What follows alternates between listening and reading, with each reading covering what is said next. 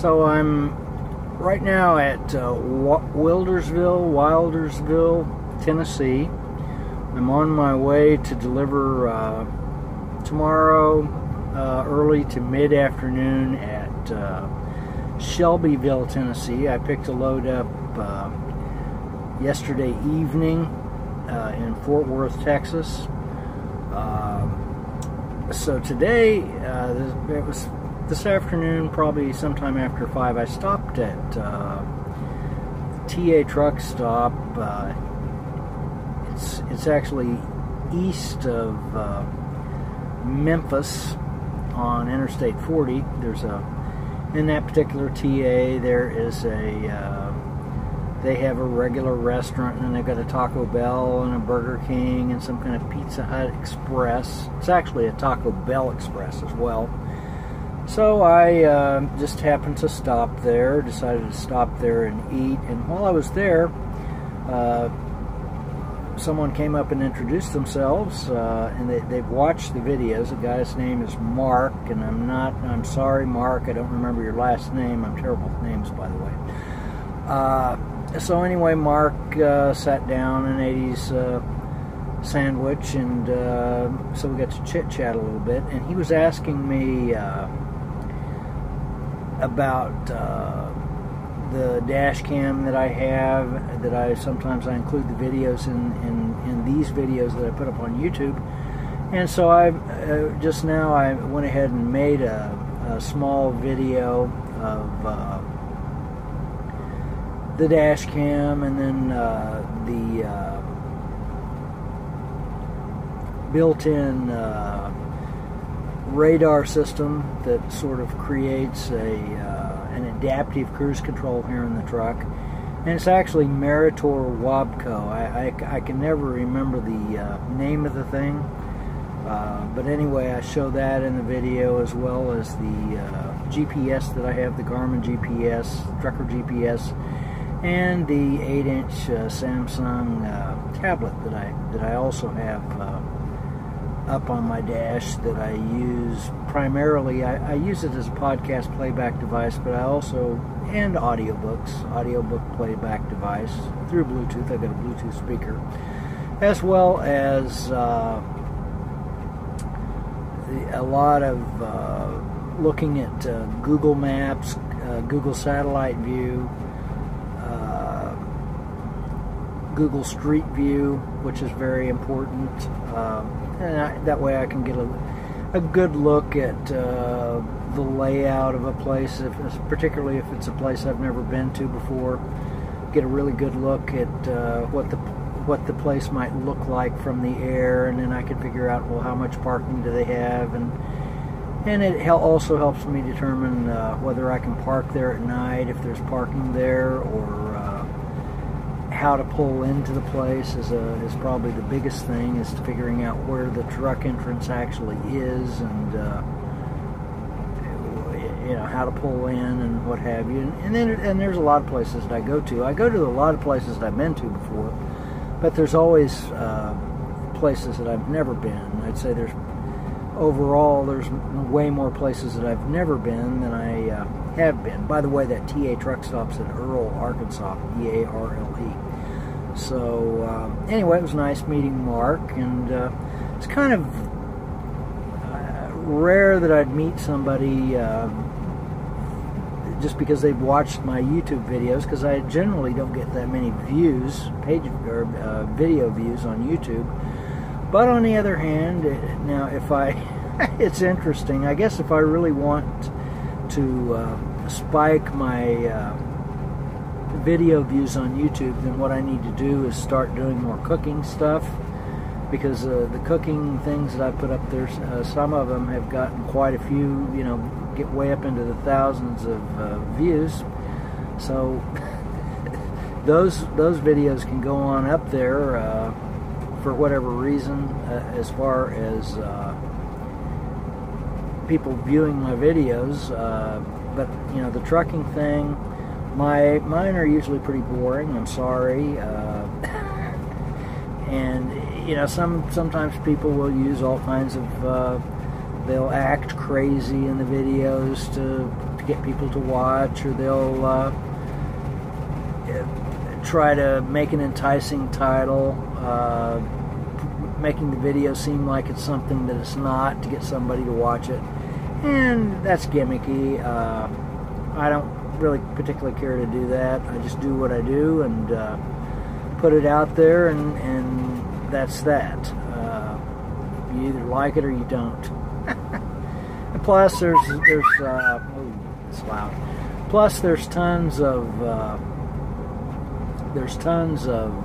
trucking stuff out on YouTube anyway. What that we just heard was the Samsung tablet is connected to a Bluetooth speaker, and I think an email or some kind of notification just came in, and because I had the screen on earlier, and once the screen is off, it kind of goes into a sleep mode, and so it after a few minutes, and it won't make any more noise, so it doesn't wake me up in the middle of the night making noise generally. So, but anyway, that's what that was it was sending a notification. So, but anyway, from Wildersville, Tennessee. I had to think there for a minute. Where it is actually raining. Don't know if you can hear the rain through the microphone or not, but it's actually, the rain is at the moment anyway, it's coming down pretty good from the sounds of it on the roof. Catch you later.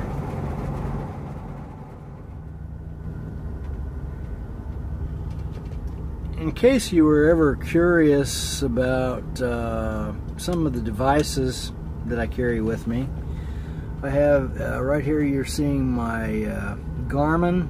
It's a trucker version of a GPS. Right offhand, I'm not exactly sure what the model number is. It's a 5-inch screen, and it's a trucker GPS, so it has a lot of truck routes that are programmed into it. The thing you have to take into consideration is that it's not perfect, and I'd say it's probably good about 85 to 90% of the time, but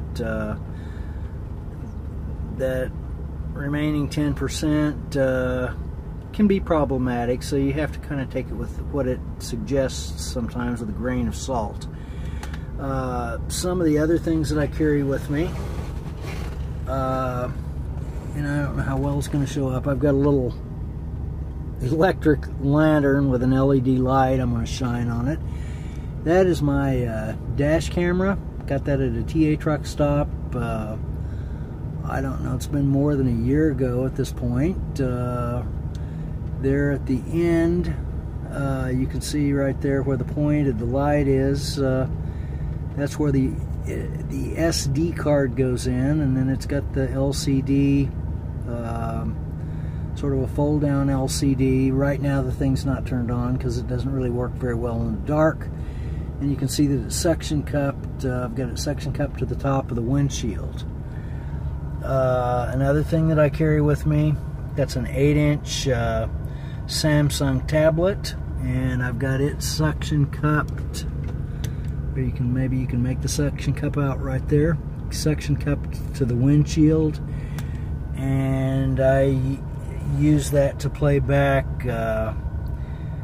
podcasts, as well as Google Maps, Google Earth, Google Satellite View, a lot of GPS type stuff. The Waze app, W-A-Z-E, which is also owned by Google.